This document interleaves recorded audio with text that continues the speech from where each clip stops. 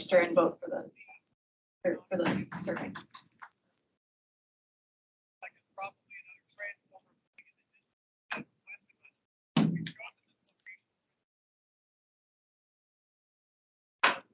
So the username to log in would be PLAI. The username and password is your own. It's your Poll Everywhere account username and password. And the email that you need to use to create an account needs to be the one that communications knows you by. So I have, yours would be DTNDOAI@Yahoo. I didn't create one yet, so I guess I will have to create one. Yes. Using that DTNDOAI.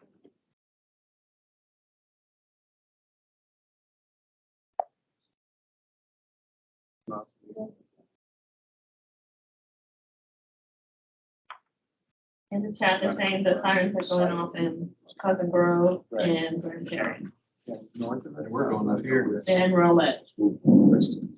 So it's already past us and east of. Yeah, it's already east. We're gonna watch, keep watching. Yeah. We wanna bring, yeah.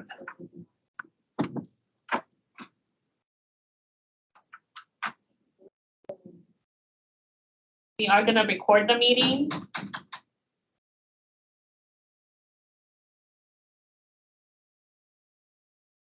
The pizza question is the only question available.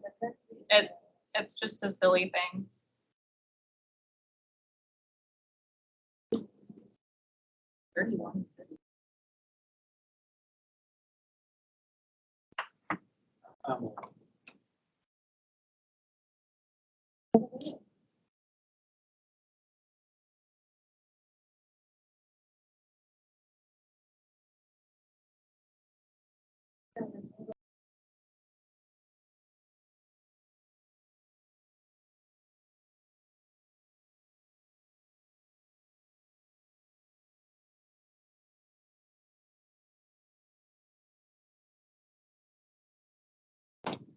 So, good evening, everyone. So Kevin.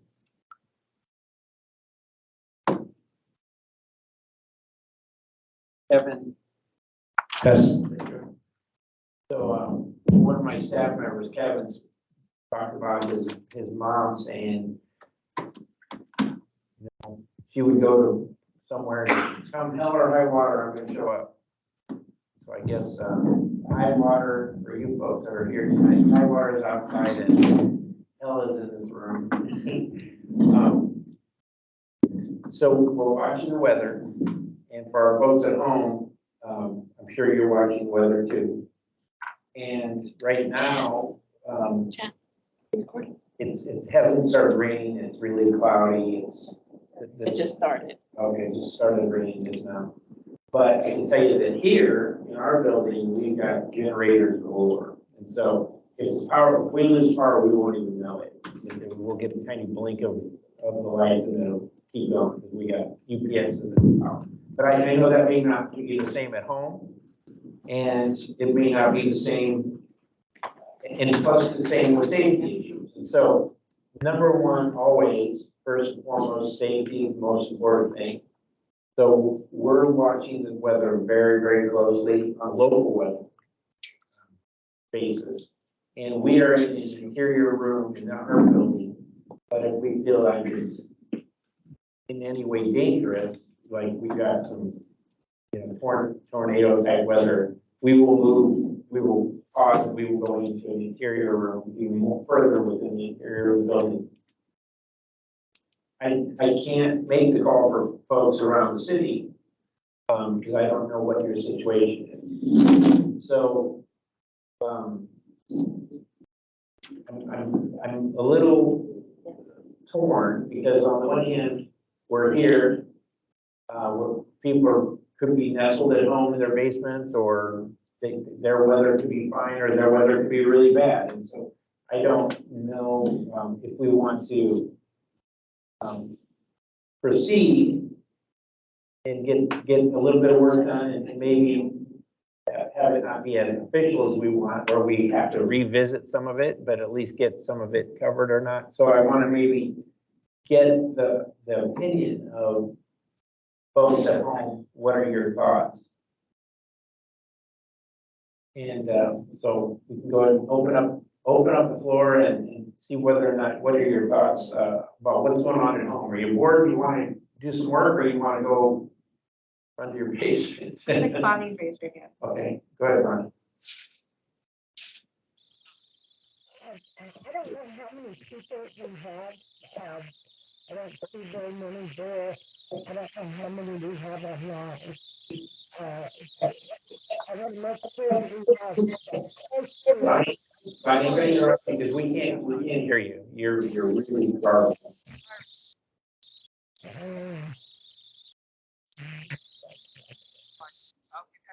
So I don't know if you can make an adjustment or not, but I think one of the things I might have heard her say is how many people are in attendance.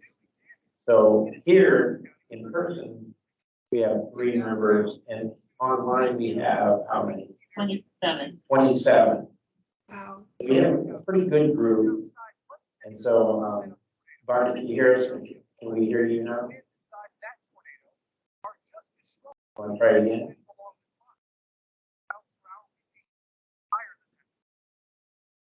Okay. Anybody else have any thoughts? You want to move forward, or do you guys want to just shut this thing down altogether? Debbie Thomas raised her hand. Debbie, go ahead.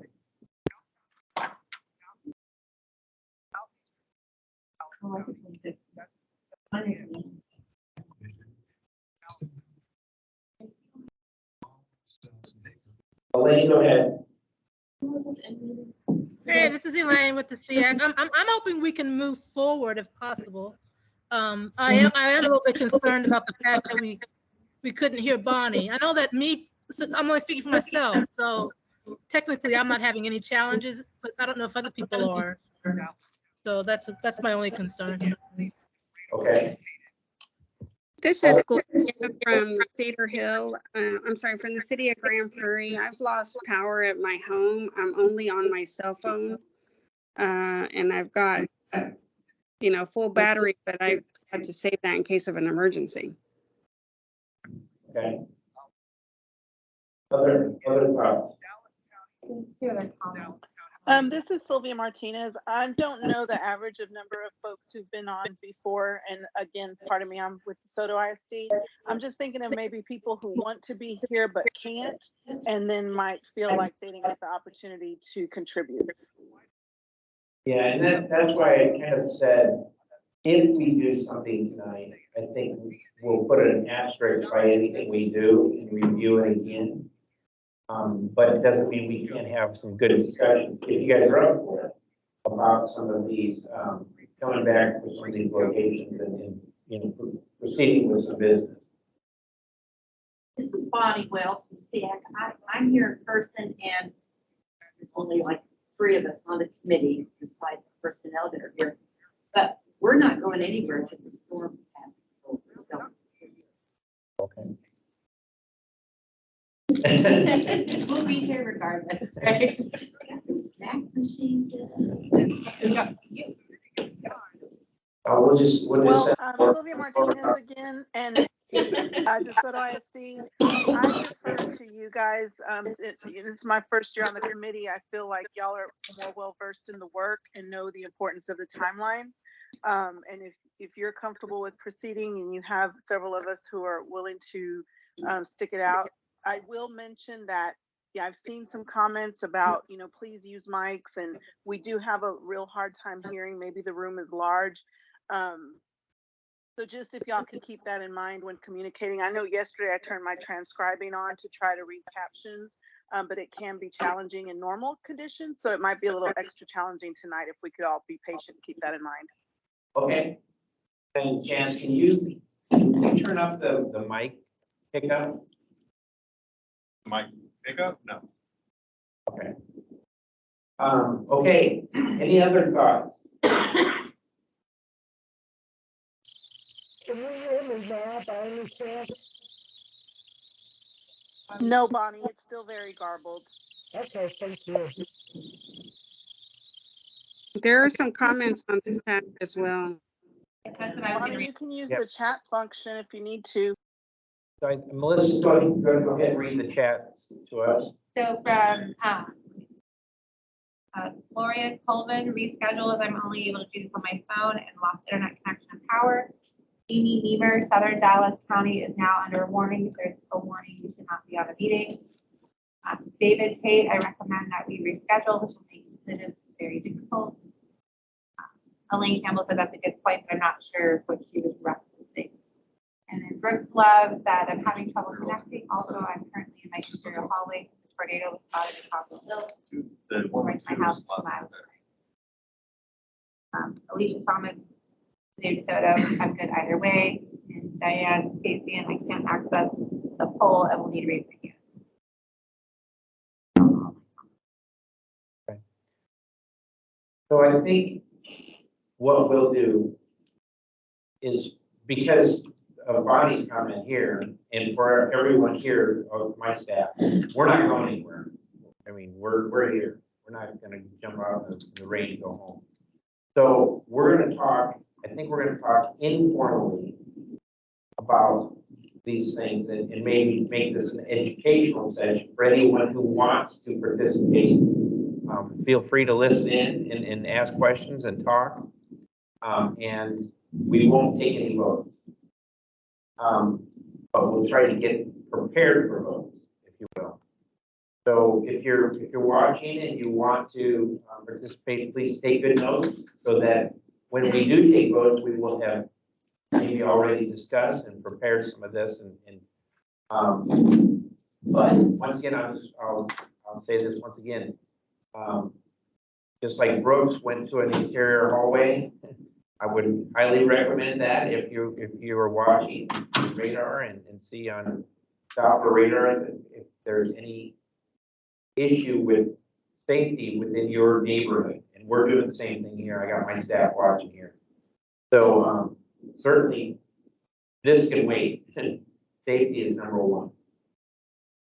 So having said that, let's just start to have some discussion. So there's some follow-ups locations that we were going to bring some information back to you, some actions that we had temporarily put on hold. And so that we want to go ahead and bring up for discussion tonight to see if there's anybody who wants to make a comment, and then we will hold a vote at a later time. So Melissa, do you want to go ahead and bring those updates? Barrett?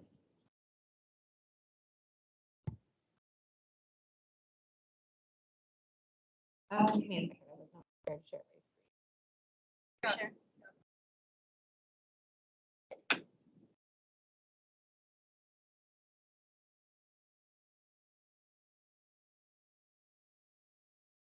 Just give us 1 second, pull it up and okay.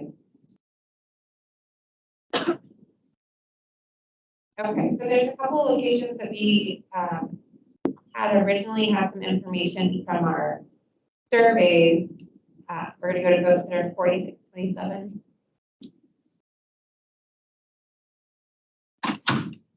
So our survey information at one, this is Irving Fire Station number 8, and at the time our survey information indicated that it was not acceptable, but that was incorrect. It was the parking lot question, and there is a parking lot in the back. So when they review that information, that survey was altered to include that there is a parking lot available. There is no location within the 3/4 mile of this fire station, and so previously we would have presented it as a green dot and approved it as a whole, but we didn't do that at that time. So we're Hey, Michael, Melissa, I got some extra information about this facility. Can I speak for a minute? This is Shanae from the city of Irving. go ahead. We had previously approved it. In about a month or less, the city of Irving is going to buy 3 acres of dark property, and it's going to be on the corner of Riverside and basically Riverside and Northwest Highway. So that is very, very close to the Music Factory and the Convention Center and all of that. So, and they're going to rebuild Fire Station 8. So I think if y'all hang in there with that entity, I would hate to see it go away because it serves a very urban population and it's a walkable population, and it is, I can't remember what number it is on the maps. Where is it?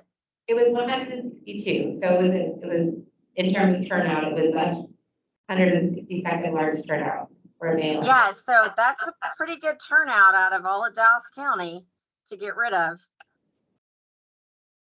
Yeah, I think that's exactly why we're bringing it back. We had, originally it was a survey question. That survey question is no longer an issue with parking lot. So we would have put this down as green previously. So we're kind of bringing it back for the group as a recommended approval. But we're not citizens tonight, but that is the recommendation that's going out. So Well, and I just think that's, I just wanted y'all to know that it's not going to always be this painful at Irving, at the fire station, because when they build the new one, it'll be really nice and it'll be really a lot more accessible. It'll be about 3 years out. Awesome. Okay. And then another location that we needed to revisit was also Vote Center 1100. So this is EB Comstock Middle School. So at the time, we had conflicting information about its availability, and some of my staff had information it wouldn't be available, and I had information that it would. So we got clarification. That the map hasn't changed. Oh, that's not B 1100.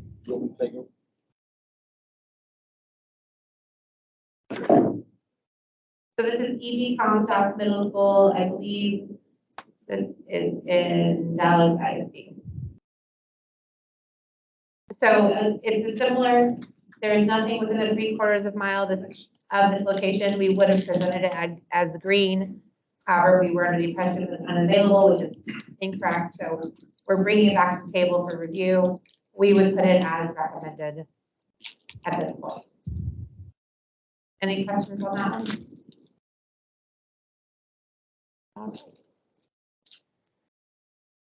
We do have a few locations that we have accepted that the survey has come back with some concerns. We wanted to talk about those tonight as well. So we have Vote Center 2502.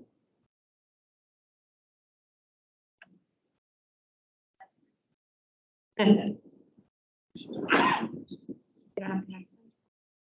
Give me 1 second, guys. We're having connection.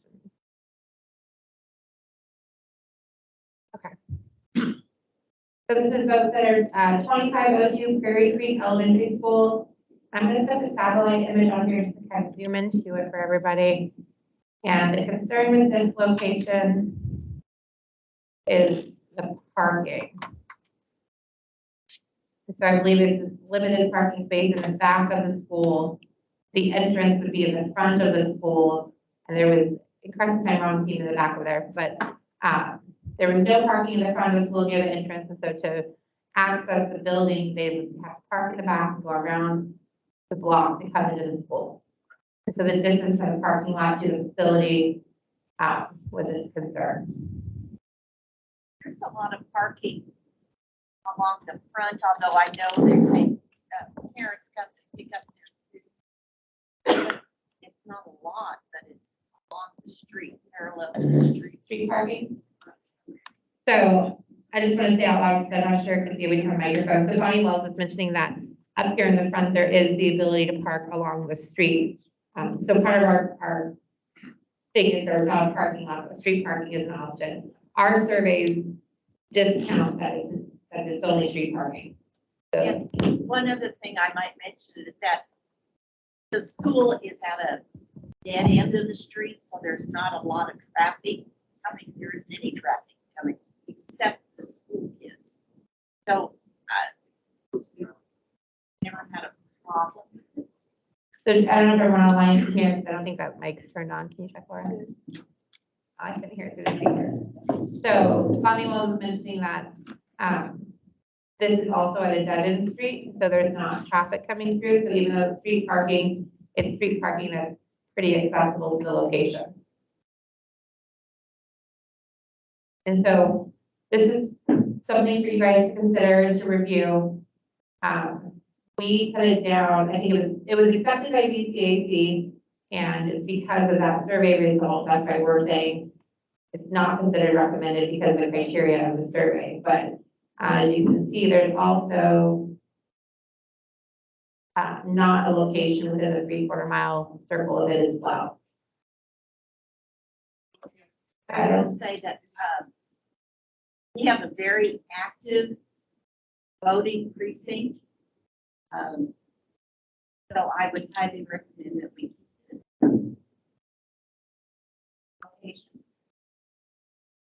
And that is true, because in May, there were 255 voters, and in May 21, there were 219 voters. So somebody else also commented that there's a large number of voters at the school. So I think our point, guys, is compliance with ADA accessibility and the convenience of the ADA accessibility for these physical surveys. So I don't know that we're saying don't use the location or use the location. We're bringing the information to the table. So noted. Is RISD online?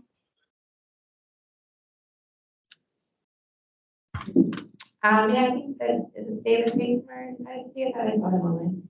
Oh, yeah, David. Yeah, but he might have lost power. Yeah, Okay. because he was having some difficulty. Bonnie's asked what is close to that location. Nothing's within the 3/4 mile range, so let me. There's Canyon Creek Elementary, which is 2 miles or so from us. We're both north of Campbell, but there isn't any close to us. Carol, did you want to say something? Yes, I was just going to ask if it made any difference that the May election is on a Saturday, when presumably the schools are not in session.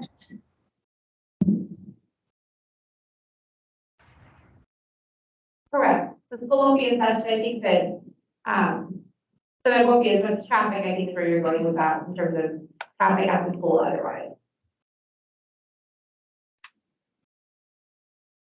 Again, I don't think we're taking any actions on anything. This has been previously approved.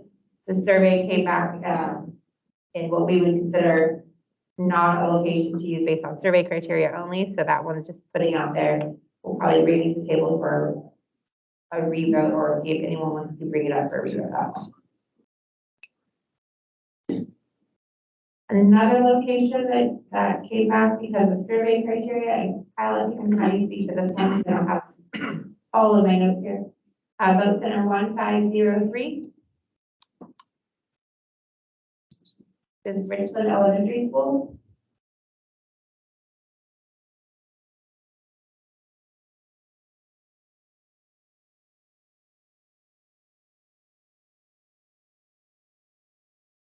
is that correct? You might need to grab a microphone.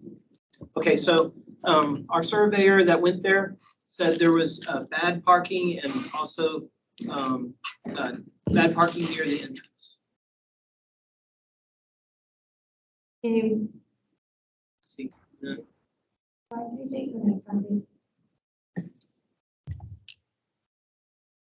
specifically that it was over 300 yards.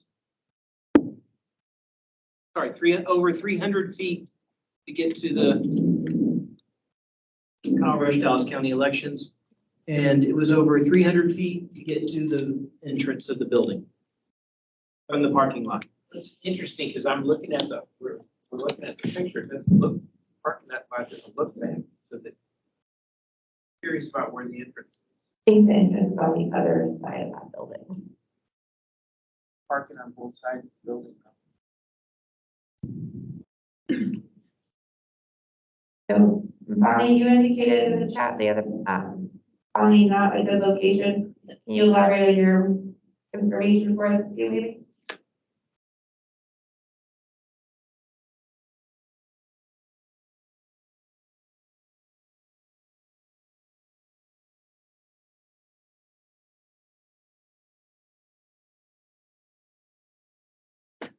You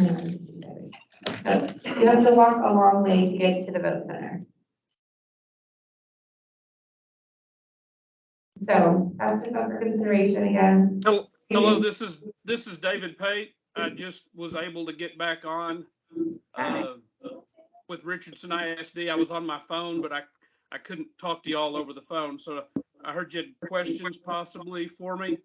Yeah, so we're looking at 2 locations right now that came back questionable from our survey. So maybe you can give us an insight also. The first one was Prairie Creek Elementary School.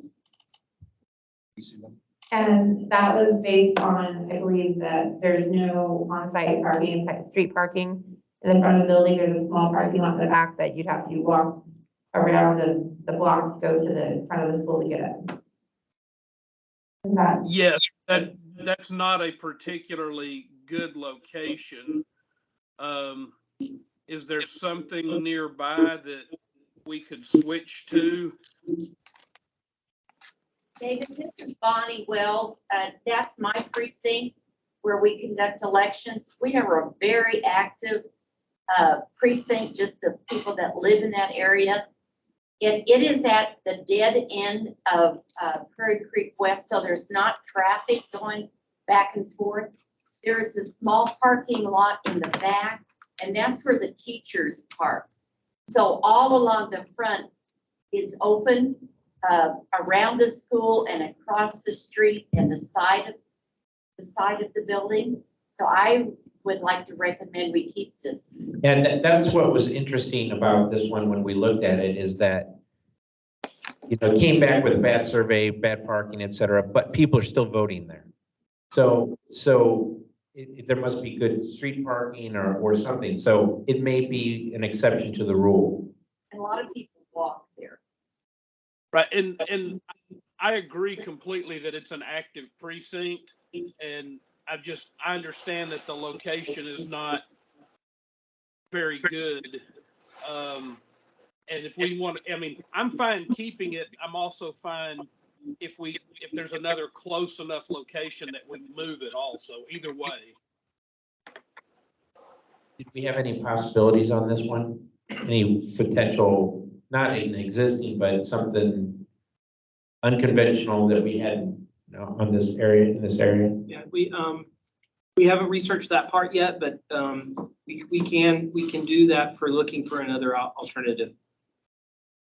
When I am an election judge and I notice some people come in and sign in, I say, oh, you're from a different precinct. You know, what brings you to here? Because we're at the dead end of the street. And they just Google it. They get on the election website and they say, this is closest to where they work. And they come. So other people outside the precinct have no problem finding it. Okay, and so obviously, we're not gonna take an action tonight. And so what I've instructed my staff to do is I want them to take really good notes for all these discussions. And so when we come back as a group, we'll summarize those and hopefully get to a vote faster. So great comments. Michael, this is Amy. I'm sorry I lost power, but Amy from Richardson City. I'm not going to say I want to eliminate or keep it. What I will say is that Richardson voters are very active no matter what precinct they are in. And they will find a location and go vote, whether it's down the street or they have to drive a little bit further. So I just think that should be under consideration, as well as, you know, the point of the vote center model is to have vote centers and not necessarily one in everyone's precinct or neighborhood. Thank you, Amy. I think one of the reasons they are so active is I heard they have a really good city secretary. You have West Bowen. Now speak West.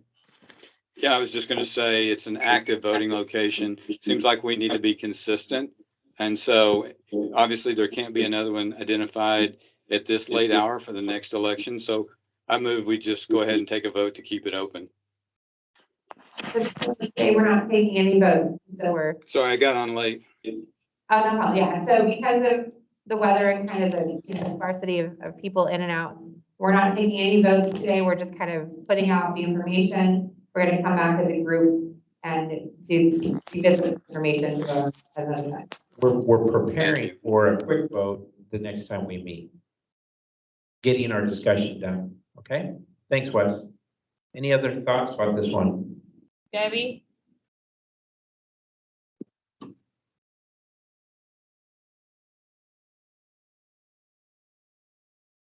You have a question, Debbie? There.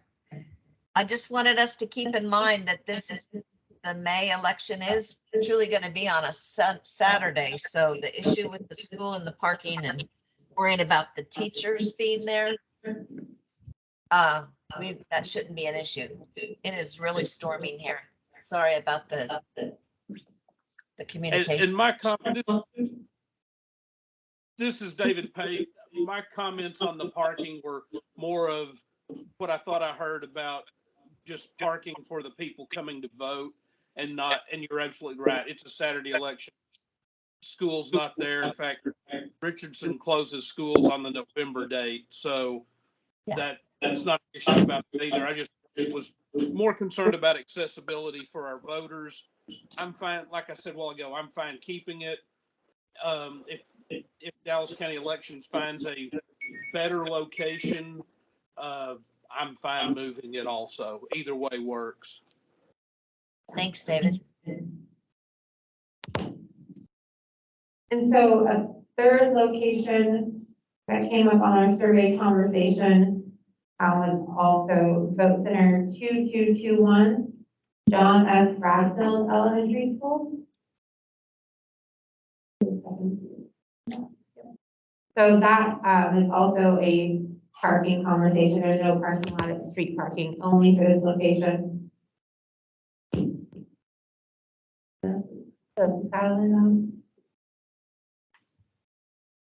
So there's just kind of that U driveway to go in and out of the location. Only street parking for this facility. What were the volumes? Pretty high turnout area too. This is May 7th, was 416. And May of 21 is 451. Yeah, this is no question. This is a high turnout area. We're just bringing it up because there's no parking lot. You're parking somewhere. Exactly. They're getting to the location. Yeah, they're happy with that. They still go consistently for years and years. So if it's a concern, they would have to start someplace else or you would see the number dropping. That's not the case. There's no disagreement. I think what concerns me about that is for presidential, that might be 900. And so while street parking might be fine for a lower volume election, when you get a higher volume election, it could be a little problematic. 786 in November. 786 In November. the last November, yeah. The street parking must be pretty good. Or maybe a lot of them are walking too, looks like. Could be. Residential area.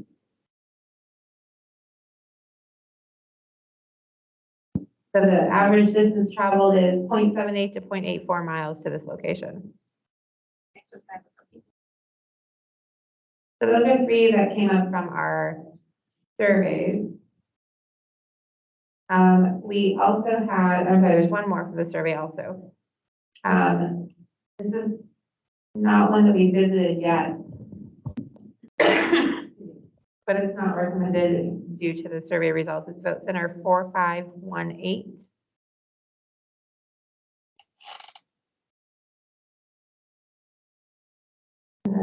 Ministerio, I'm going to really butcher this, I apologize. Ministerio Cielo in La Tierra.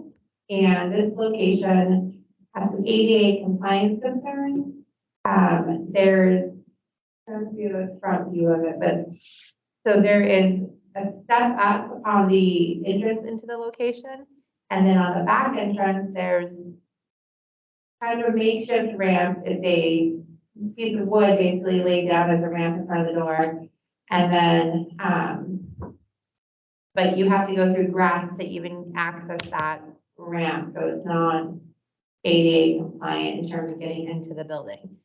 However, again, this is a location that is out in an area where there's not a lot of other locations identified. I think Bonnie's online has said it's not a safe place in terms of, I'm guessing, the ability to access it.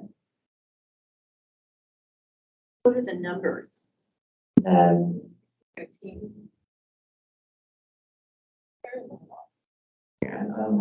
What was the decision before? To keep it? We have not visited this one yet. I'm gonna jump in and put my screen on for a second. It's 6 in 2021 and 13 in 2022. Yeah. And there's a voters turnout. So this is the door where there's steps here. And there's a step here on this other door on the back side. And then there's another door around the side of the building.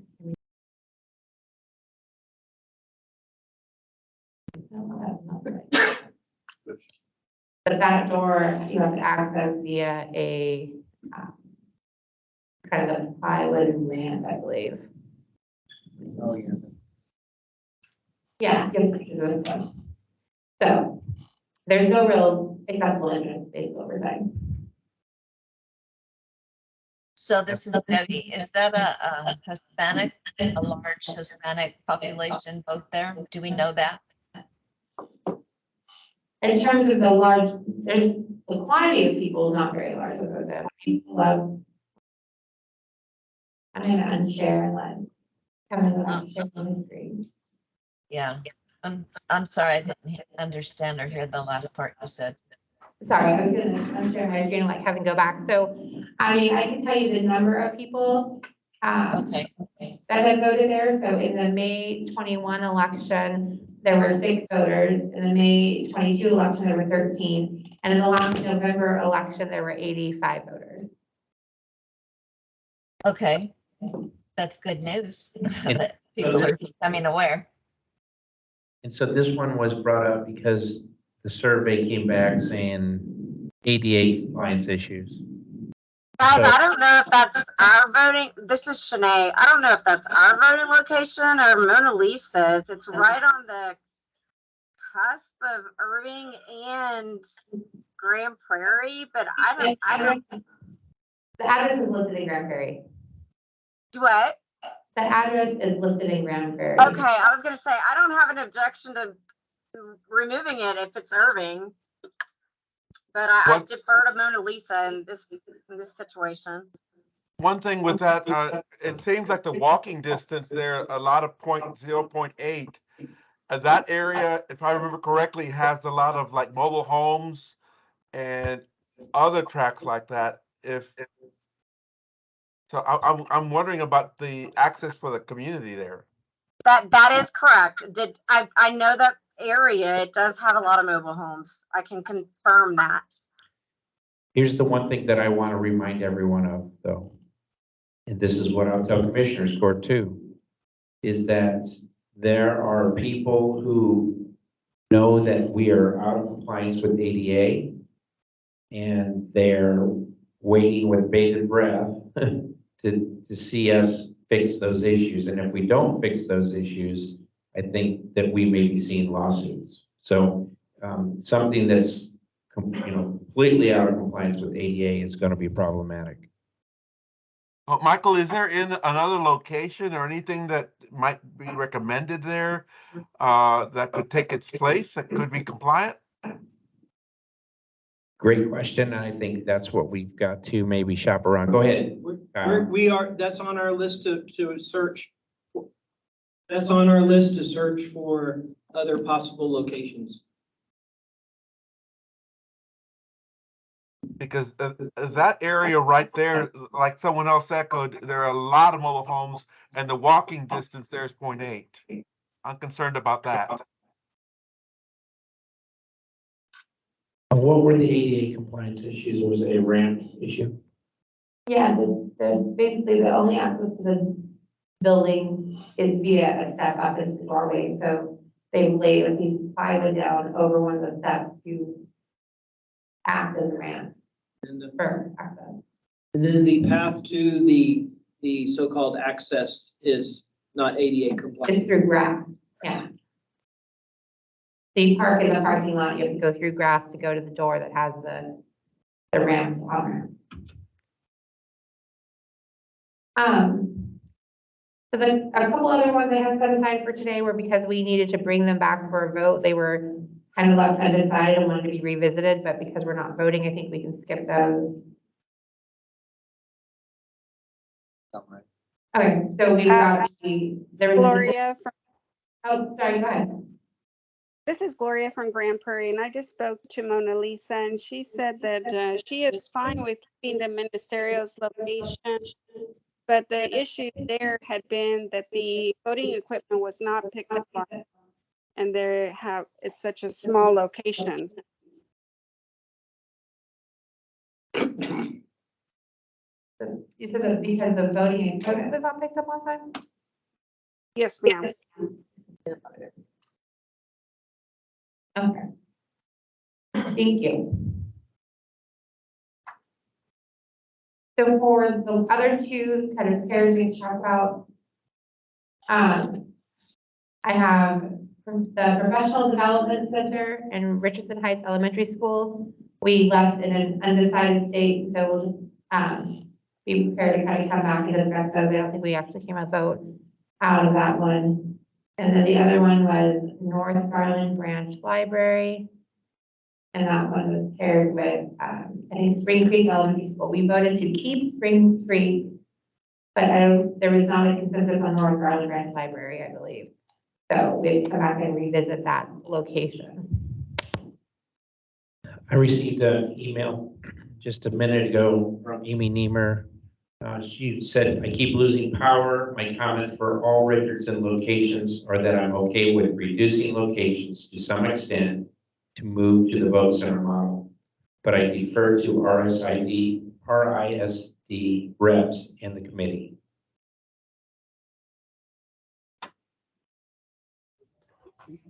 This is David Payne. On the PDC and Richardson Heights, I mean, they are literally across the street from other. I would prefer that we close one of those two locations. Okay, David, we're taking your notes and we'll repeat that back when we get a full group together. Thank you, sir. I saw a hand up. Yes, hi, it's Lavetta Levels. I have a question regarding two locations down in the southern Dallas area, specifically Elijah M. Peace and Gethsemane Baptist Church. They have not been reviewed yet. I've been waiting for that to occur. I'm just wanting to know what is the status. So just as a reminder, the methodology that we've used is we've reviewed the top 300 voter turnout locations. And now we are done with that review, or we're 99% done. And so what we said we were going to do today was to fill to look at what we've approved based off of voter turnout, and then to fill the holes, the gaps, regardless of voter turnout. So there may be some locations that have terrible turnout, but that there's a location because it's in an area where there's nothing else, or it may be the only location that we can't close it, regardless of whether or not it's used that much. And because we don't want to inconvenience people. And so I don't know those two particular locations, but I'm going to guess they fall into that category. They're not in the top 300, and that we're going to review those actually now as soon as Melissa's done. So Melissa, are you complete? Okay, so your timing's perfect. And so, so let me just go ahead and share my screen now.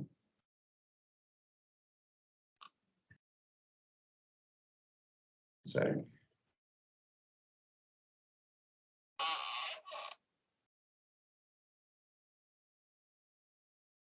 So I'm not sure if anyone, if everyone was here last night, but I showed, sorry, guys.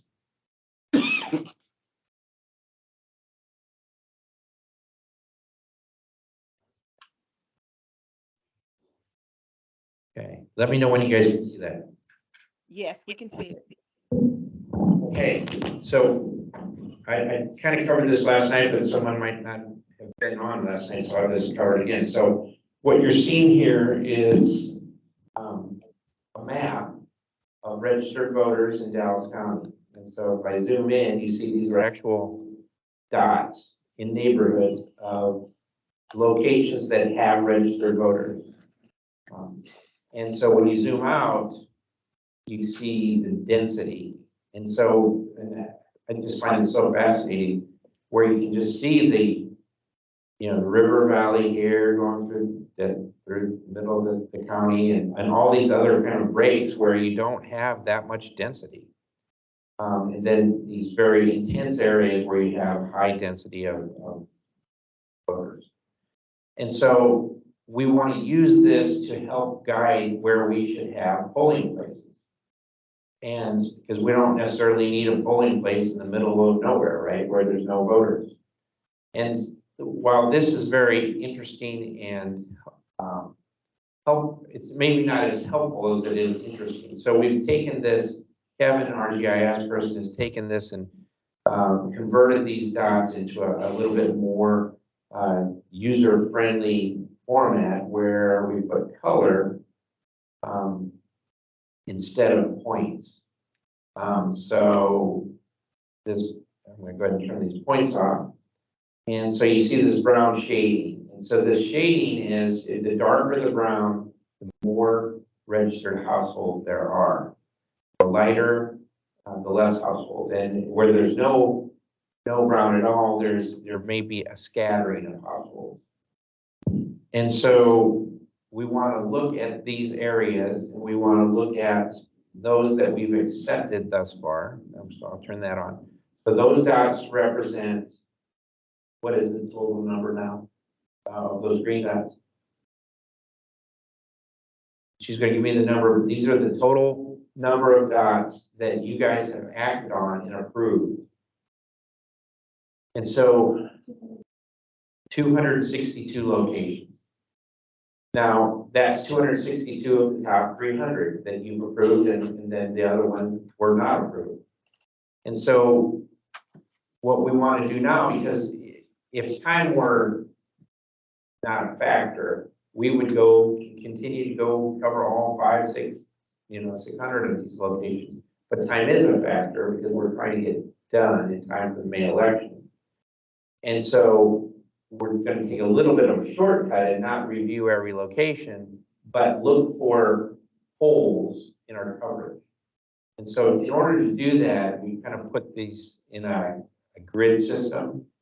And so I've turned on the grid and we kind of put these natural breaks where, down river valleys, et cetera, and and we'll cover these areas one at a time and show you where we think what are suggested locations for replacement. So starting down at the bottom, we've got area number 8, and these are the locations that we've identified, or I'm sorry, the locations that you've approved. And as you see, like for instance, right here, high density number of people, no polling places. You see down, all through the middle here, down in this corner, high number of voters here, no polling places. High number of voters up here, no polling places. Over here, high number of voters here, no polling places. So our team has looked at these, and to try to help you guys, they've done kind of what you guys have been doing, and they're making some recommendations. And so I'm going to turn on that layer. And so there's, based off of existing polling places, these are the ones that they're saying, hey, these are the ones that we can fill the gaps with, and to try to have better coverage. So in this particular area, in that area 8, it looks like 2, 4, 6, 8, 10, 12 more locations they've added. Now, having said that, I think that's a good stopgap measure, because what I think what they've done countywide is, if you look, they've added over 100, or I think 99 locations. You've approved 261, they've added 99, because those are the holes we found. And so it may not be the most efficient thing to do, but for coverage wise, we want to try to make sure that we're not, leaving people out, because, having them have to travel too far. And so, having said that, what I'm going to point out is, remember, we talked about the importance of acting for this May election. In the end, if you guys just give a blanket approval, said approve all 99 of those, and so we end up with what's the total number? Three. If we end up with 360 locations, which is and so if you do the math, that'd be 360 locations for a 9% turnout election, or 9% or less. And as compared to 469 locations for a 65% turnout election. And so it's still a high number, highly inefficient, but more efficient than 469. And so, and probably considerably higher than what our neighboring counties and other Texas counties do. And so, in our opinion, we're trying to be thorough in trying not to disenfranchise people, but also trying to keep in mind the other factors we've talked about with poll workers, the costs that the cities and school districts have to bear. And so the other thing I'm going to point out, though, is remember, one of my recommendations was to act quickly for the May election, but to also continue this group throughout the next several months, including in July. And the reason for that is, even if we plug these holes like we've done here, you'll notice that there are areas like this area right here, that we still haven't plugged the holes. And the reason for that is that those are probably new developments. And so keep in this mind that when in 2019, when the commissioners and when this group and the commissioners approved these locations, all we did was we said, if it was a polling place before, is it a precinct polling place, we'll make it a vote center. And there was no analysis of, oh, there's new development going on, we better shop for a new location. And so we still need to do that. We probably don't have the time to do that for the May election. And even without doing that, we still are going to have 360 locations for a 9% turnout election. So, and we're in great shape.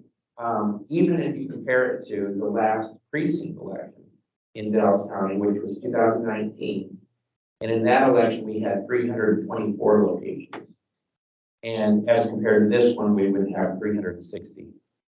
So I think we're doing a good job with these recommendations. And what we want you guys to do is to inspect them and approve them, et cetera. But it still means we got work to do after this, because we've got to shop for locations here, we got to shop for locations here. We got other gaps to fill in for our presidential election. And so, in my opinion, this should be a continual process. It shouldn't be every 2 years. Every year, you should constantly be updating and bringing forward recommendations to commissioners court and constantly updating your location. So, having said that, I want to pause and have a little discussion and comments, ask questions about this approach. So I'm going to open this up to the floor. Any thoughts? Hi, Michael, it's Lavetta Levels again. I like the heat maps. I think they can be very helpful in making decision making, but also in assist us in projections as well. I do appreciate the work that has gone toward this. And my question is, will the maps be available for the public to view? Or is this something just for presentation? Or will the committee have access to this? The committee will absolutely have access to it. You have access to it now. And so, and I apologize, we wanted, we've been working on it all day, frankly. And so we wanted to have it out. I think one of the requests from one of the city secretaries was to have it out earlier, and we hoped to, but we just completed it shortly before this meeting. And so it is available now. You can look at it. You can, and I will say that there's I'll turn on a couple other things. I'll just back out here for a second. What you can also see on here are those points, those locations that were rejected. So these are the red ones. So you can kind of see those. I'll turn off the other one, off green, so you can kind of see those a little bit more prominently. And so in this process, if they are not approved, not rejected, not added, will they just automatically fall off if we don't act on them? That's correct. And so now I'm going to put one more layer on. And so this layer is the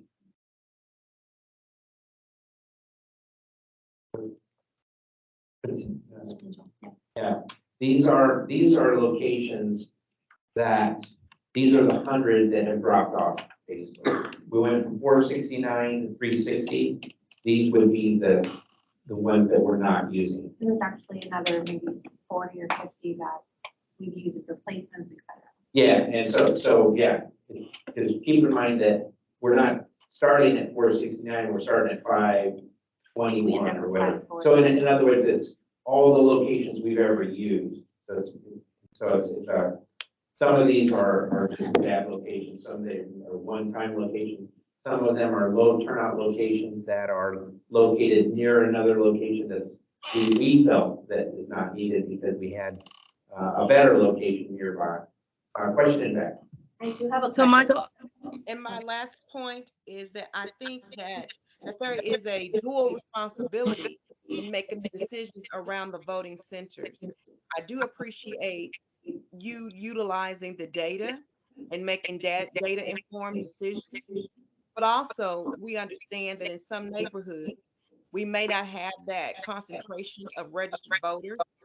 But removing a voting location / center from that area based upon the fact that they don't have a concentrated number of registered voters, that's even more reason to have a voting center in that area. So I think there is a duality that we need to consider, and I will always advocate for that. I understand the numbers from the finance and from the voter registered voters, but I'm also going to have to look at advocating for those persons where they don't have the numbers, and that's even more reason to have a nearby voting center. Yeah, I completely understand your point, and that's why we have a vote center advisory committee. And because you guys know these neighborhoods and this county much better than we do. So that's why we want to give you this information, let you take a look at it, and that's why we will go through each area one at a time and look to see if we've got adequate coverage. And my last comment, Elijah M. Peace is located right by an apartment complex. That apartment complex is very dense, and they're residents, and they may not participate, they may not have the registered voters, but that's an opportunity there for persons to become more active. And so I'm strongly against closing down the Elijah M. Peace Elementary Voting Center. Michael, this is Go ahead. Michael, this is Cynthia from the city of Hutchins. So I have a question. My understanding that our city hall has already rolled off the list in Hutchins. I'm going to let Melissa and Petra answer that question.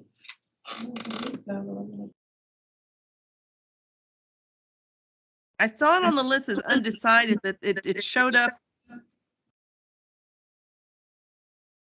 I've got to look it up. Everyone. Hutchins City Hall?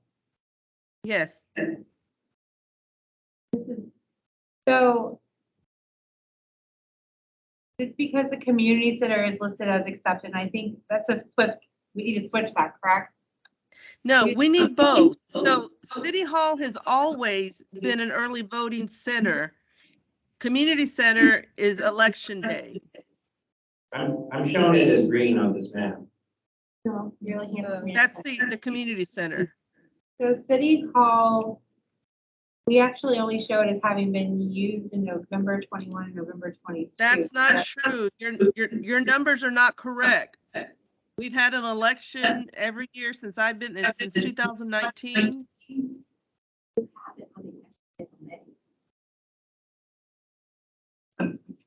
You may want to double check your numbers, but we've had a municipal election every year since 2019. It was used in November of 21, the last presidential. It was used for the primaries. Okay, I'll have to check with the team because that is what. But I heard she said that her center was here for early voting and not on election day. And we're looking at the election day turnout. So we'll certainly look into that. Are you saying election day or? Yeah, but it's very important that we have that location for early voting. We only have those two locations. I've reached out to churches and other organizations. They don't want to participate. Our community center is also used as a feeding site. So that's why we're not able to use it during early voting. So just to clarify, you want the City Hall, you're saying has been used as early voting and election day?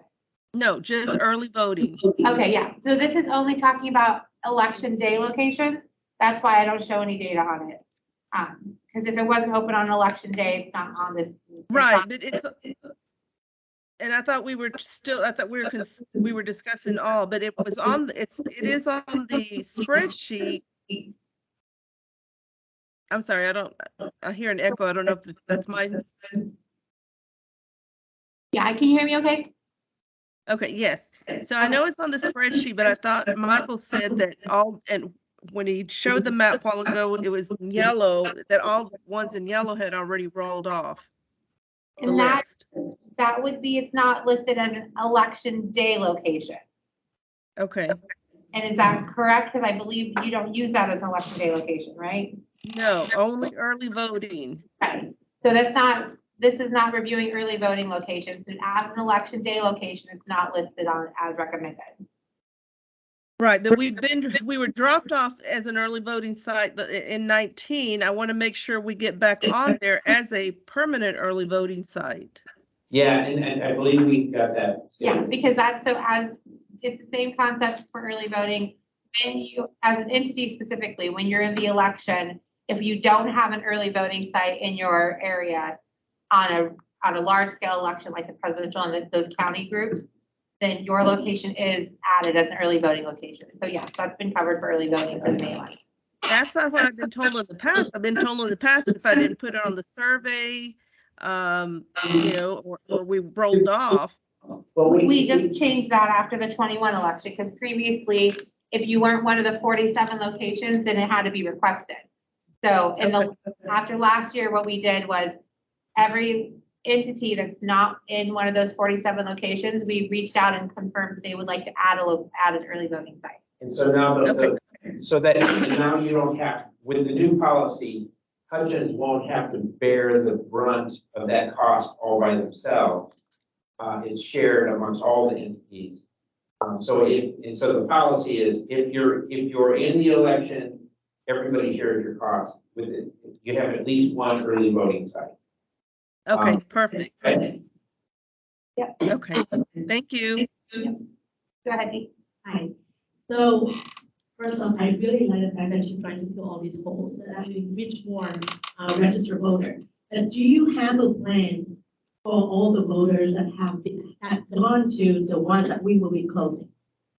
Yes, by law, we have to and just from best practices, if we have a location that is not open and it was open in a previous election, we put a sign there that says this location is not open. And then here's the nearest 4 locations to that location. So if I were a voter that wait to the last minute to go there, that would not give me time. So then you make a suggestion that you have a list of all the people that go to that location that will be closed. Is it possible to send out an email or a mail to that person, letting them know that their location that they have been using will now be closed for this May election? And then you can list the ones. I don't know if that's feasible, but that's maybe a suggestion, and that will cover any risk of losing voters that way. We would love to do that. If we had good email addresses and we had phone numbers that we could actually text people. What In about the mail? state of Texas, we don't do that. What about postcard, because they're registered? That's something that in this remember last year when we closed the 40? We did have an aggressive effort to try to let those folks know. And I can't remember, Nick, what did we end up doing? Did we send a mail? It was a mailing and a robo. We did the calls. Did calls. We hired someone to look up those numbers and It's a much smaller election, so I think I'm trying to remember, because there's a bunch of elections right there, but I think one we did a mailer, but it was like it was a small group. What we really tried to do though, and what we did this last election was the Commissioners Court committed, they spent $605,000 in a public, in an effort to publicly educate people about to prepare to vote. And, we've shown you the commercials, et cetera, right? And to use your lookup tools. Before you go vote, find a place, make sure there's not find out a location that doesn't have a line. See what the wait time tool, and to go to that location, because any election, there's always stuff that drops. No matter what you guys do today or next week, you're gonna say, these are the locations I want, and guess what? 2 weeks prior to the election, someone's gonna drop out. Because stuff happens, there might be a tornado tonight that's gonna knock a place down, right? and so we always want people to be in the habit of look prepared. I'm just not going to my normal place. I better look first. And we want people to be in that habit. We have a couple hands up online too. Back here first. So if you said that it's not to the law, because I know a lot of the candidates, they will hire someone, and they will call people, texting people to vote for them. Is that possible if we can combine that to, to let all of the candidates know that what the closing location and then open new location? Yeah, I think that, let's put it this way. When you make a recommendation to the commissioners, not only are you making a recommendation about what locations, but if you have ideas on things that you would want us to do to inform the public, I think that would be part of your recommendation. So if you said, for instance, we believe you should send a mailing, or if you said, we believe you should hire a company to do robocalls, or whatever it might be, I think that should be part of your recommendation. So, for example, if we are a new location, so is that okay if we have someone in, we can hire volunteer and help us to do that? Like, if a new location, right?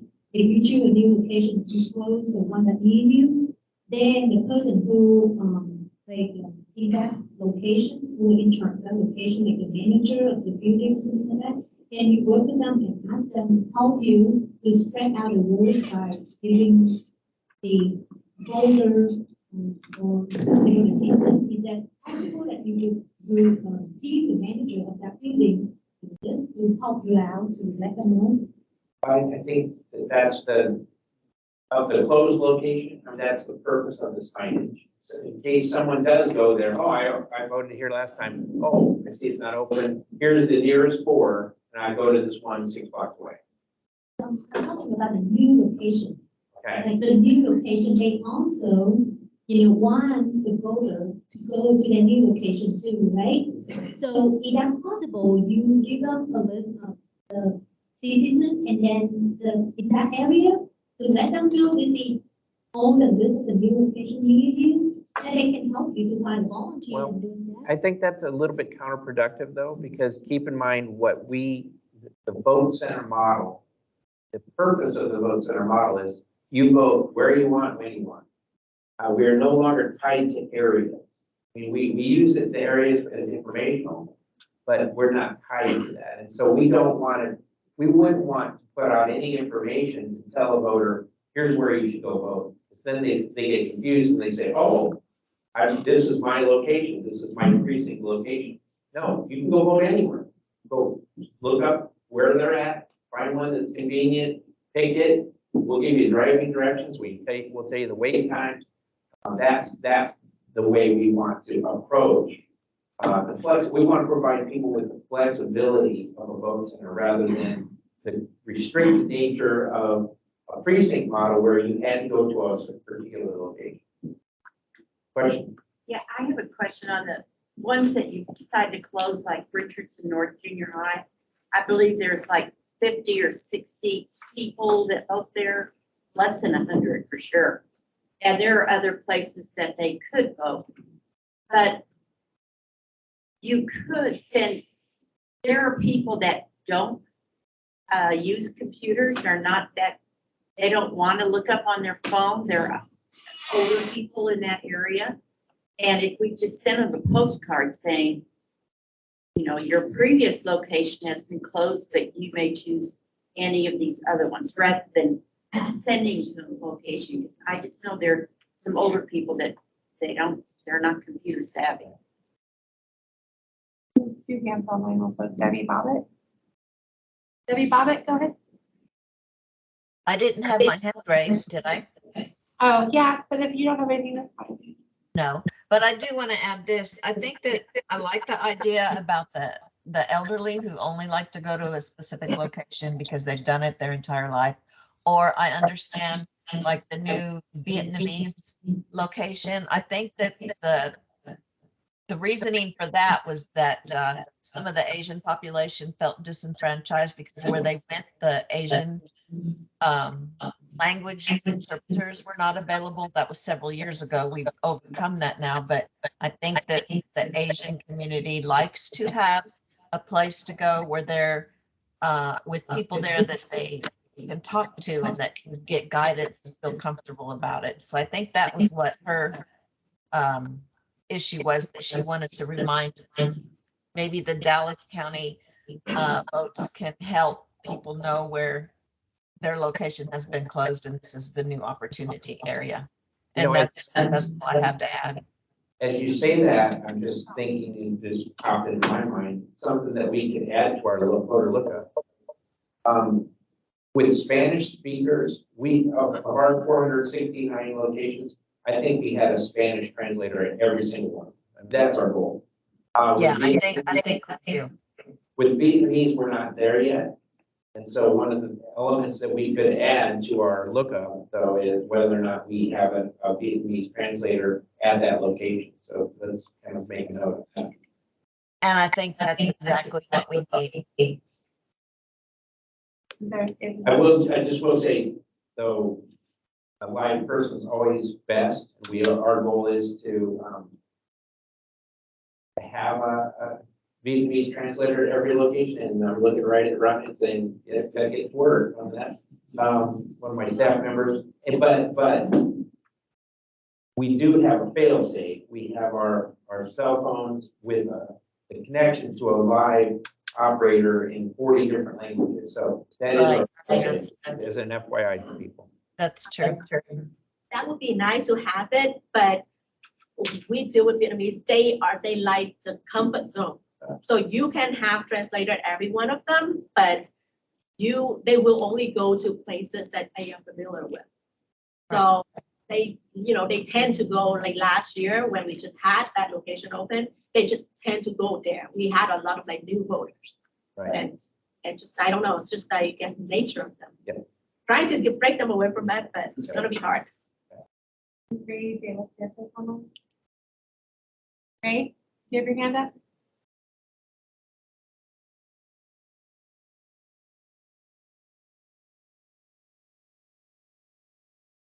Hello? Hello? Yes. Go ahead. Okay. No, earlier I had put my hand up because I had wanted to just comment that I also want to concur about the elementary school that was talked about with next to the apartment.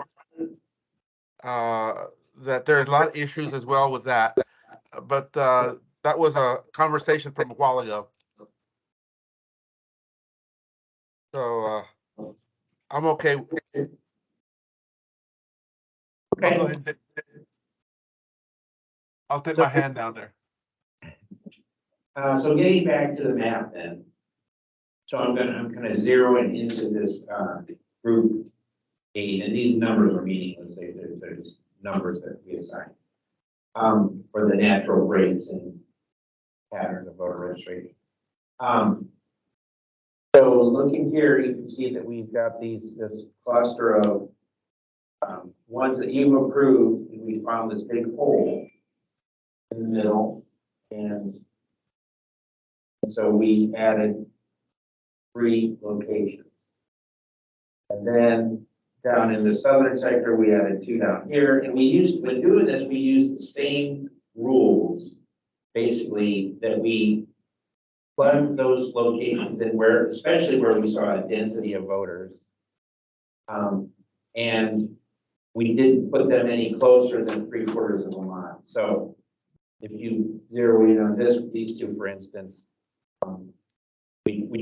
that was our general rule. I think we might have broken it because sometimes we had to, because we had to find a location. So these 2 are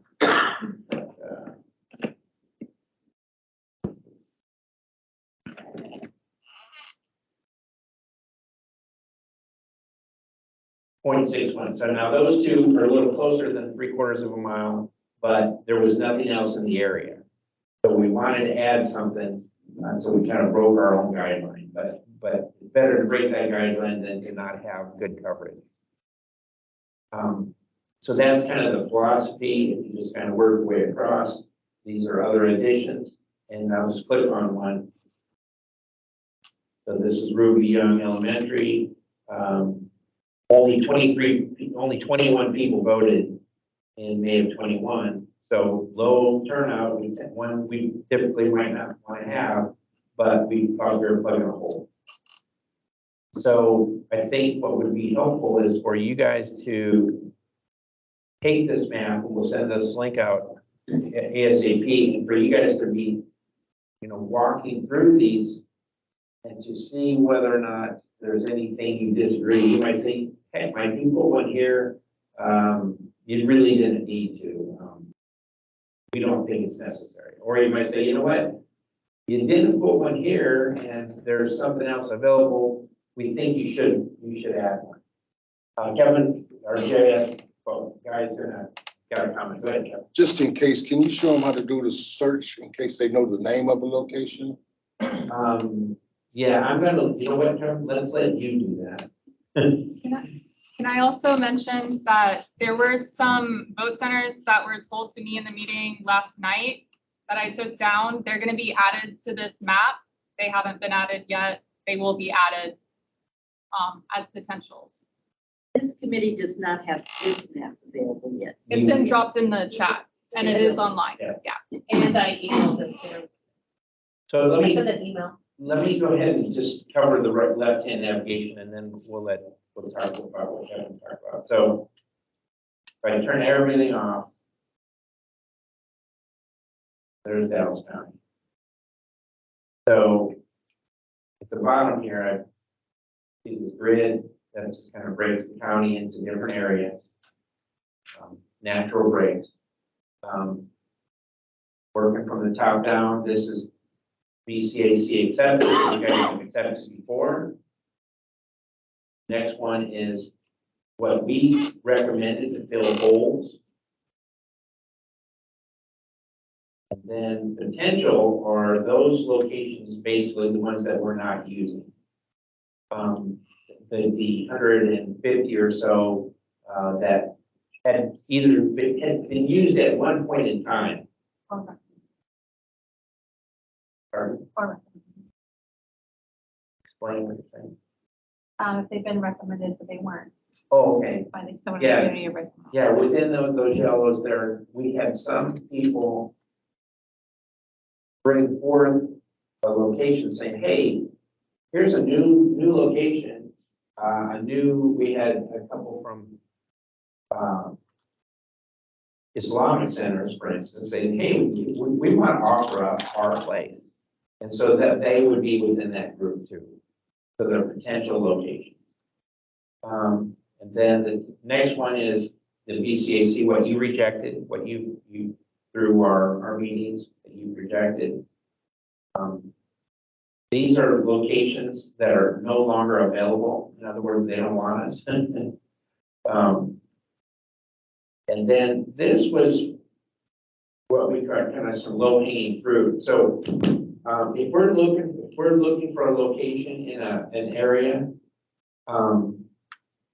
these are Dallas County facilities. In other words, these are the easiest facilities we could get because Dallas County owns them. And so in theory, we could, if they were a good location, we could probably arrange to use these locations fairly quickly, if they were appropriate. So I'm just gonna click on them here. So Juvenile District 5, and so we don't use these as South Dallas Government Center, Training Academy. HHS Valwood Clinic. So they might be good locations, may not, but we just have them on there as they could potentially be a quick fix to fill a hole. What we would do in the future is to have another layer on here to say, here are movie theaters, or here are grocery stores, or here, these other potential locations that might serve as a good polling place. This was the registered voters in points. And this is the registered voters in concentration, that more usable format. So that's kind of a tour of the different locations. Up in this corner here is the measuring tool. You open up the measuring tool and you can click on it. I will say it's a little clunky. Wish it were better. Let me just find it. Measure between two locations. So you click on it, and then you click once, and you click double click there. And the problem right now is it starts with metric, so it must be made in England or something. And so you got to switch to miles. So through a line 6.1 miles across. And then you clear it. And then what Kevin mentioned was the lookup tool. Where do I do the lookup, Kevin? Right below. Oh, so yeah, the little class there, and you can start to type in either a vote center name or a number, both. I think only the name. Oh, only name. So So give me a name. elections. Are we gamer? On that. You have to have the layer turned on. Okay, so let's talk about layers. Oh, I got you. I can't search because I didn't have my stuff.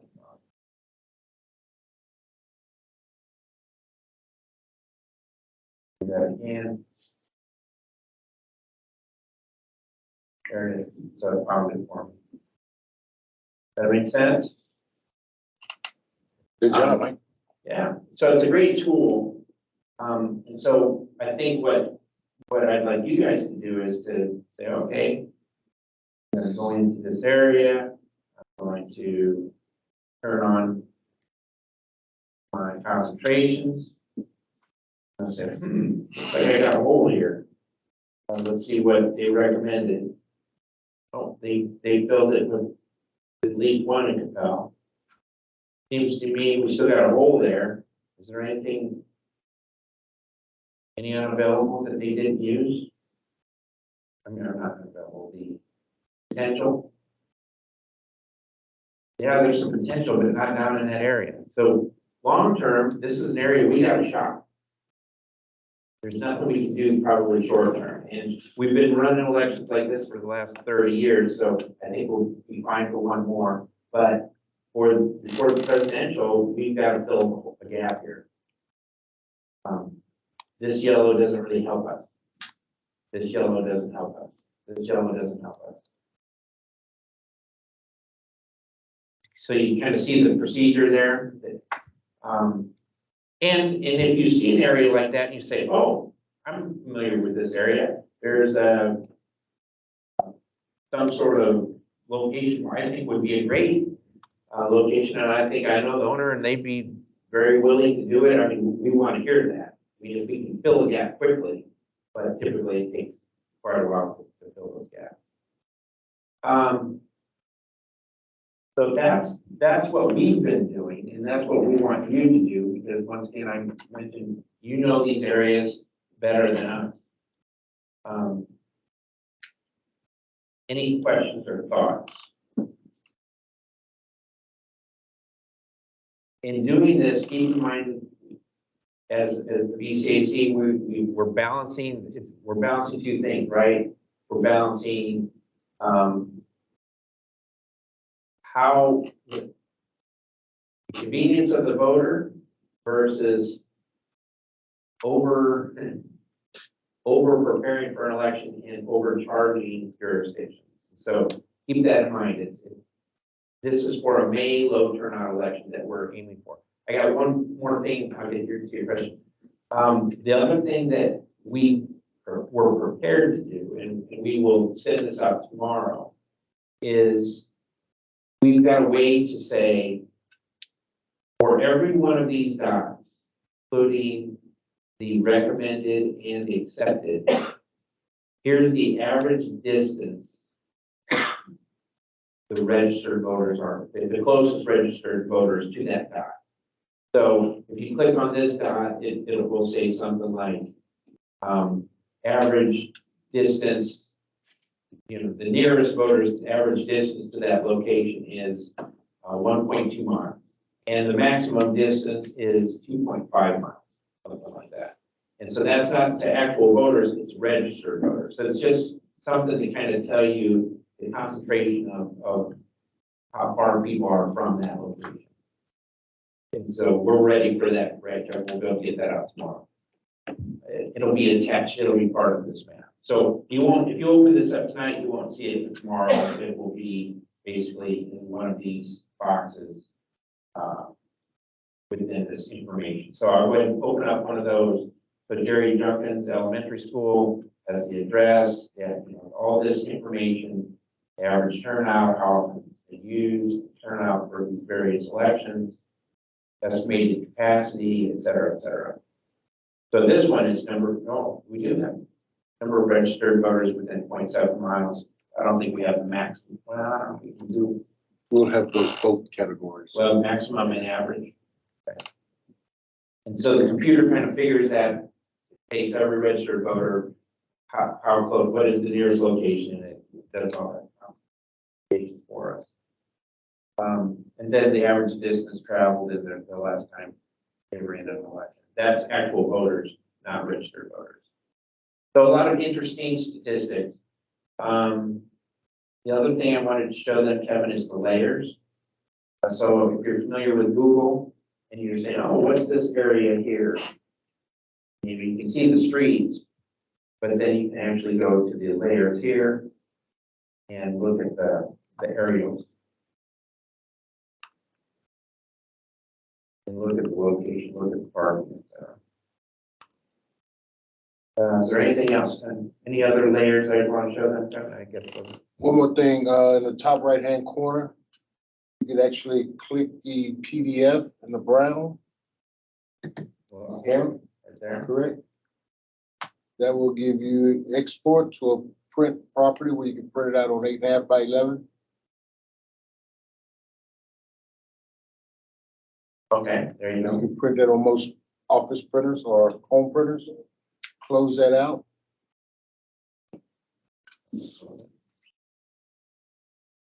Top right. Not that one.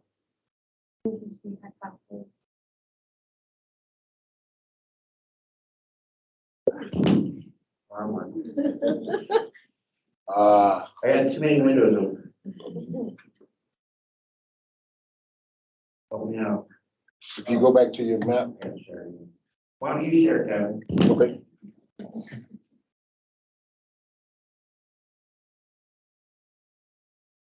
By the way, Mike, you did a great job. I'm really proud of you.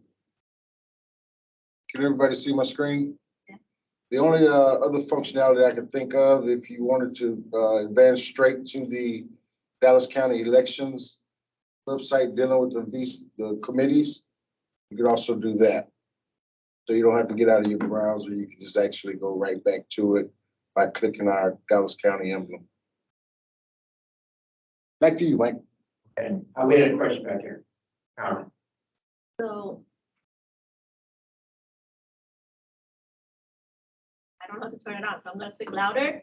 So the yellow dots are the potentials one. So take your grid number one, for example. So usually the yellow one, as you're trying to you fill that hole, but I see there's overlapping of yellow and green. So why is that? Because greens are ones that you've accepted. So if we're trying to fill a hole, so why would the yellow be right in that area? So yellow are ones that we're not using unless you decide to use them. So they're ones that have been used historically. I see. Okay.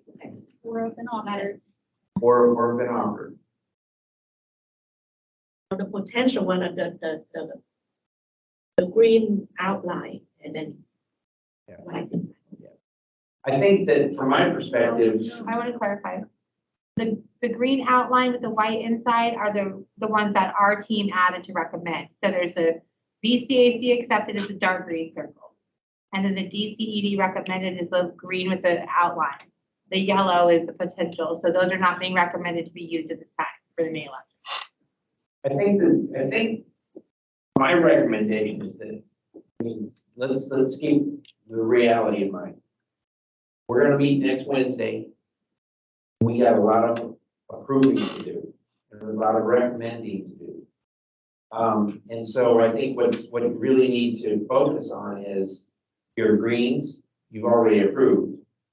And to look for holes and to see whether or not our recommendations plug those holes.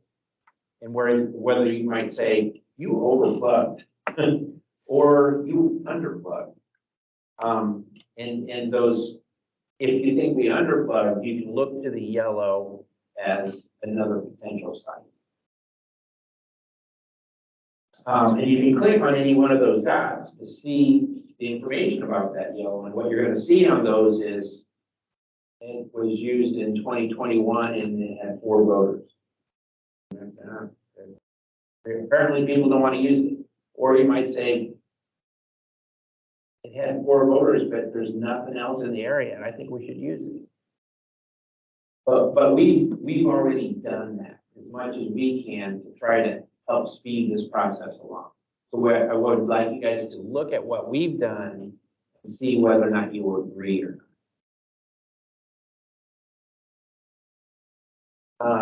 Other questions, comments, thoughts? So next week, we would be quickly moving through those ones Melissa mentioned. And we would make some votes and prepare for those votes. I mean, actually, I think we'll type up some information about those. We'll get that information to you so you can be ready to vote. We can move through that quickly. Then we will move to this map and we will go section by section. Well, here's section number 1. What are any comments, thoughts, additions, deletions, etc. And then we'll go to section 2, section 3, and move through that map and have you guys probably, either, prove as a group or say, no, I want to pull these out for, certain areas out for discussion and vote separately. And then what we'll need to do is to have some language to say, okay, Commissioners Court, here is what we are recommending. And I think we've started to draw up some language with that, just to help things along, and I think, you know, it's a lot of whereas in 2019, we met as a group, and whereas we said we were gonna meet again in 2 years later after a certain use and to look to reduce, now whereas we met, blah, blah, blah. And so we may put that out for comment too, for you guys to say, I don't like you saying that, or maybe you should add this. And thus we, you know, whereas, and all your whereas is now, thus we recommend approving these locations for the May election only, and where we recommend that this group keeps meeting to continue to evaluate for presidential election or a large model election. We recommend potentially, as Bonnie mentioned, communicating with voters for in a certain way, blah, blah, blah. So I want you guys to be thinking about all that prior to the meeting. We're going to put out as much information as possible to help you prepare for that Wednesday meeting, because we really want it to be conclusion to this round, if you will, because what I'm going to do then is I'm going to meet with commissioners on Thursday and Friday and Monday, you know, the following week. You know, they're busy people, and we'll try to work with them and I will meet with each one of them and show them the results of what you've done. And hopefully by the 21st, we can have a final vote, be prepared for the May election.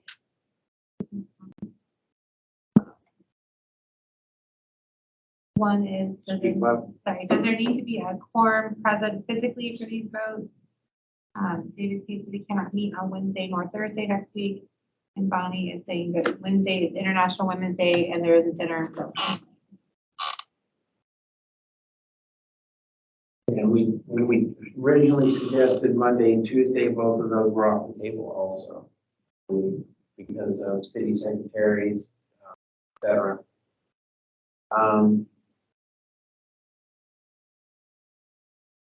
Are we suggesting pushing it to Thursday? Dangerously close, but No, please don't. I have a council meeting.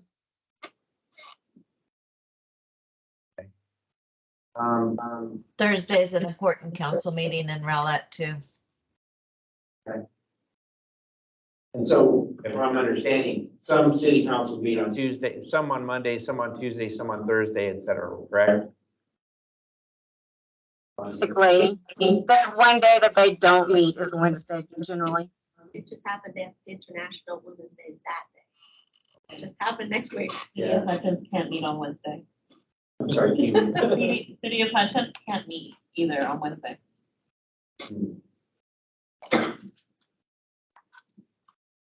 Saturday it is. What about proxy voters? Okay, like if you trust somebody enough, can you have that person vote for you? That you can have a proxy voter. Some organizations have multiple people because of Yes. because of the scheduling, but even if you don't have multiple people, you can send someone in your place. So what's we've got to meet next week. Yes. Yeah, Need a poll.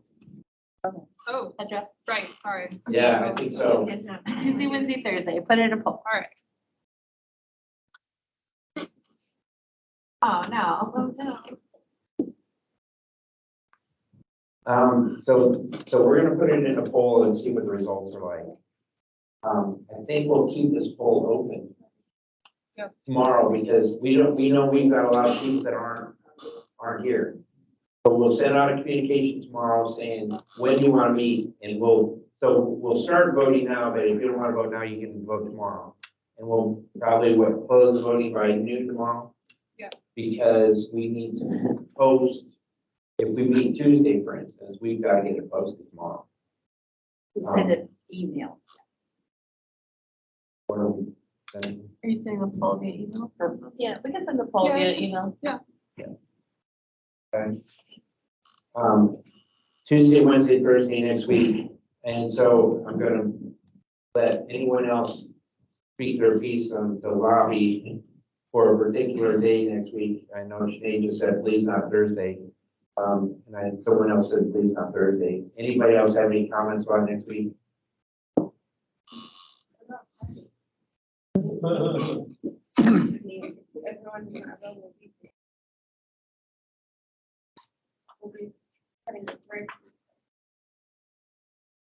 I mean, anytime next week works for us. The question is what works for you. And keep in mind that we're not always going to get everybody. And we may have to use proxies, et cetera. The bottom line is we don't want to waste, 8 weeks worth of work because we couldn't conclude. So we got to finish. So we will send that poll out. We will send an invitation. We will populate all these maps. We will provide as much information as possible. This information is always available on our website, on that page that Kevin showed you, right? On our website, despite whether or not you get any, you get an email or you can go get it yourself from our website. Is there anything else we need to discuss tonight that anyone would like to questions, comments, thoughts? Mike, this is David Pate. I didn't realize that we were talking about having the meeting the week of the 13th. I know Richardson ISD is on spring break. I'm out of town and I don't have a replacement to send because we're off. No, I said the meeting our next meeting would be either the 7th, 8th, or 9th. I messed up. That's my mess up. Sorry, guys. Yep, that was me. Cut it from your mistake. So 7th, 8th, or 9th. And never mind.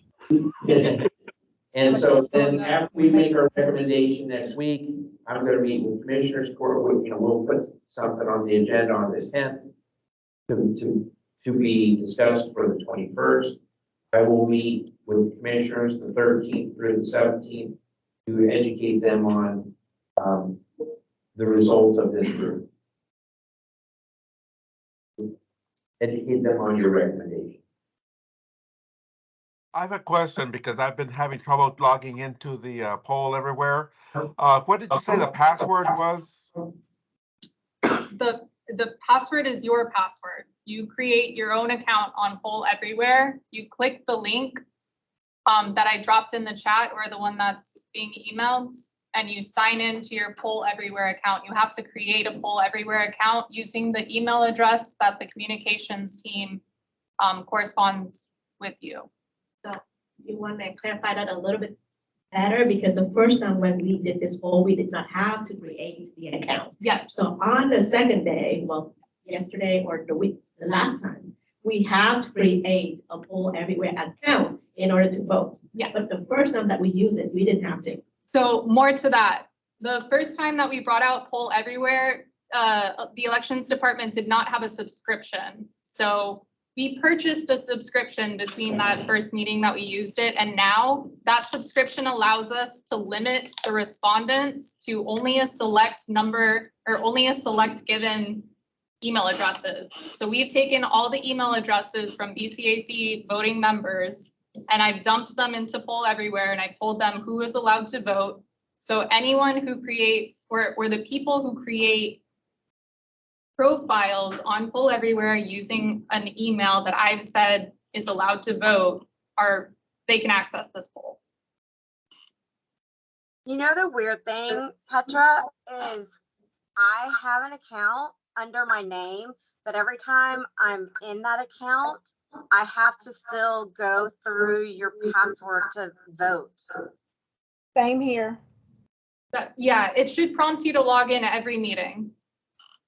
No, it keeps me logged in, but I have to use your password to vote. Like I have to use. Yeah. Can you tell me a little bit more about that? How are you accessing, just by clicking the link in the chat and it's making you do that? No, I've got the link in the chat, and then once I do that, it prompts me to the page and it says Petra, whatever it says. I've voted now, so it's not gonna give it to me. But it gives me your password, but it says responding as Tanae J. Oh, yes. Sorry. No, that's not my password. That's just my presenter ID. So it's saying, hey, you're logged into a survey that is being shown by this presenter ID. And then. Oh, but I've got to, well, I have to click on your presenter ID then. Yes. Okay. That's just to make sure that you meant to come to me. Gotcha. So after we voted, we can close the poll. Yes, I have your vote saved right here. Yeah. Thank you. Okay, so we will close that tomorrow. Try to send out as much of this information as early as possible tomorrow. And is there anything else for the good of the order? I would just like to make a comment.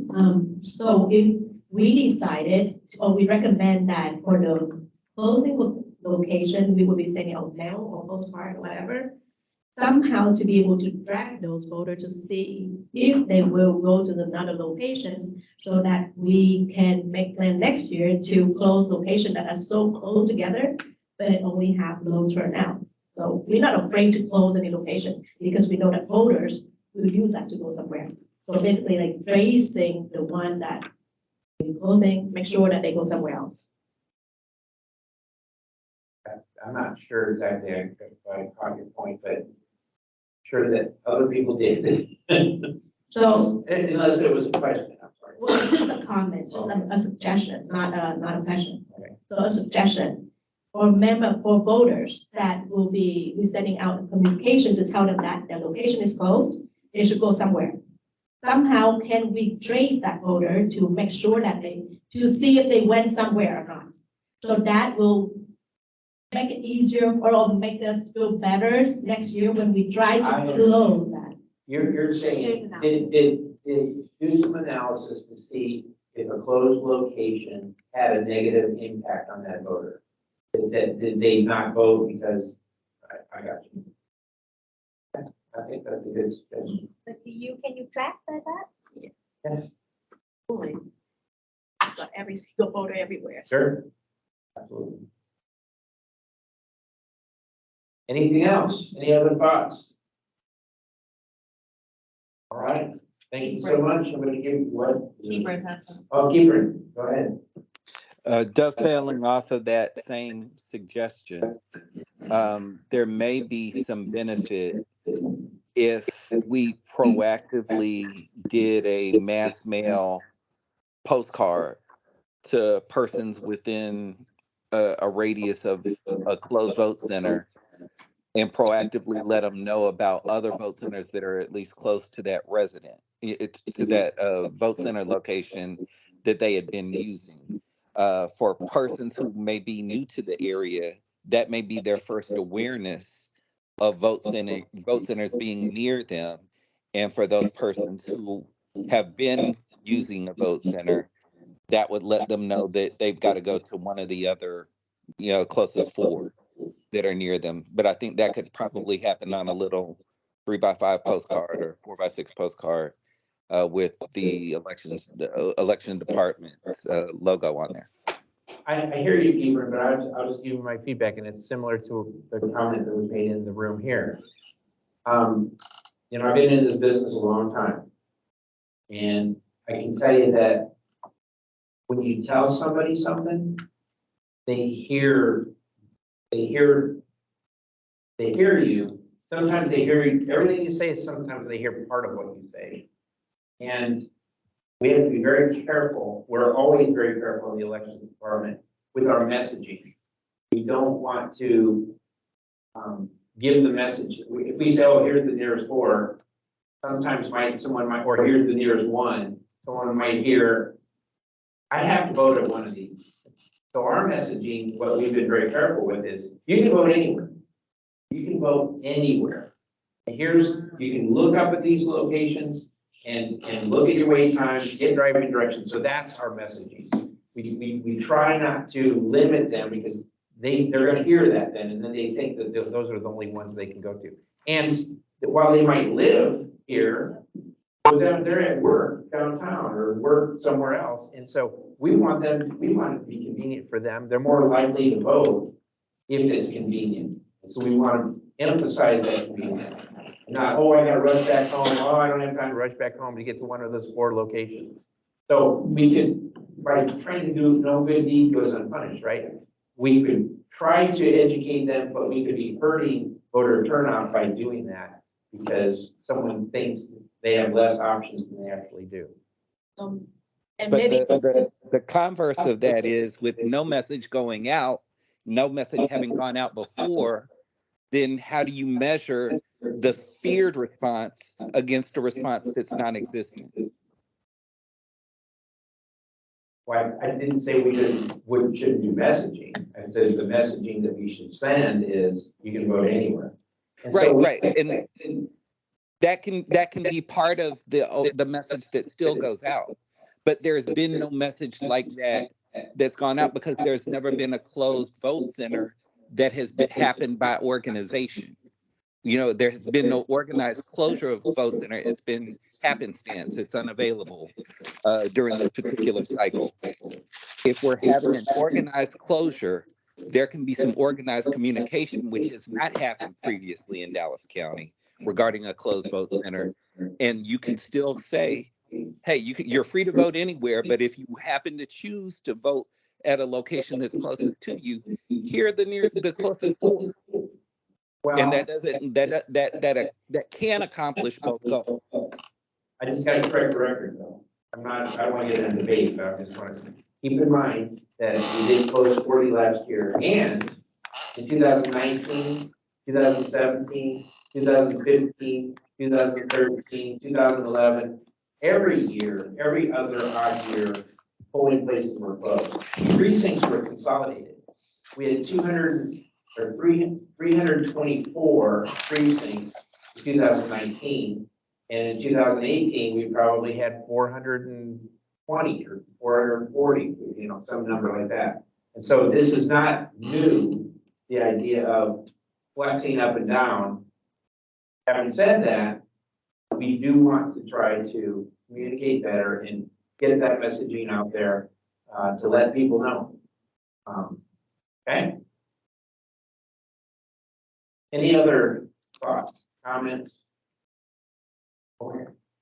So to that point, I know that we can access the internet to see the polling locations, the available ones. For those who are not tech savvy, is there a phone number that they can call?